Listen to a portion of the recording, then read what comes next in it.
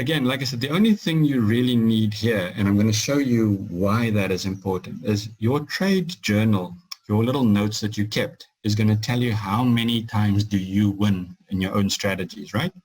And we need that in order to conclude this transaction. So let's first do our transaction. Our transaction said we have a deal that we said we want to go in at 1.13. Remember, we said we want to sell the transaction at 1.13. Now, obviously, when you do a real trade, you'll work in whatever the slippage would be.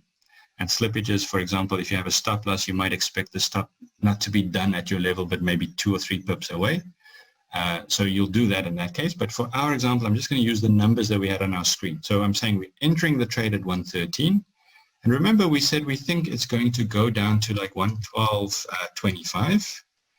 And we said that our stop, and let's for our example say we assume that that already includes 1 or 2 pips worse than where the market was going to go. So our stop might have been at 1.1320, but we're going to put in 1.1325, right? Because we think it might close 5 cents worse off. Show you is this is the relationship that I'm talking about, the risk-reward relationship. So it's saying we're potentially going to make 75 cents if this trade unfolds the way we want, but we run the risk that there's 25 cents the difference between our stop and our entry level. So that's the loss that we're going to make. But as a standalone, this is a fantastic trade. Look, it's got a risk-reward ratio of 3. So basically, I'm saying for every 1 unit of risk that you're willing to take, you might pick up 3 units of profit. Okay, but now here's the problem.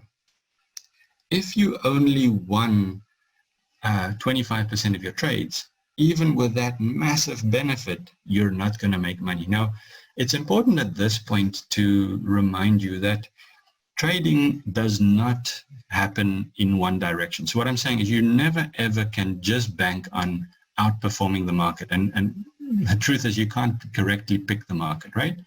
So the right way to go about it is to already assume you will have losing trades. Now, I always make the point, and I'm saying a loss, when you take a loss, that's part of a winning strategy as long as you plan for it and as long as you protect yourself here, right? So what this little calculator kicks out, it says, even if you have these powerful deal dynamics, your minimum win rate, okay, in this example, let's make it 20 so it will look a little bit easier, right? So I'm saying if your win rate was 20%, so you won every one out of every 5 trades, I wouldn't recommend you do this trade because this trade doesn't meet the minimum requirements. We either need a better win rate or we need the trade statistics to be a little bit better in our favor.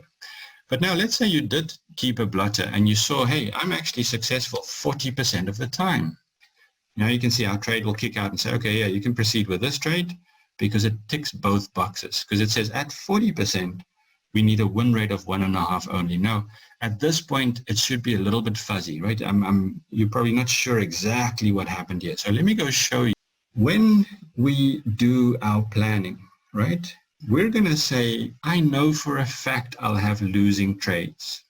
And in fact, I can actually, out of every 100 trades, I can still afford to lose 60 of them. So I guess what I'm trying to say is, don't you think it doesn't feel empowered to know that you don't have to win every trade? I mean, to me personally, knowing that I don't have to bother about worrying about losses makes me sleep at night. Because in this example, if on every trade that I win, I've got a risk-reward ratio of 1.5, I can actually afford to lose 60% of the time. So that to me is now a bit of a change of a mindset. So all of a sudden, you're not there covering your bases the whole time. You're not sitting there worried like, oh my goodness, I hope this trade makes me money because otherwise I'm out of here.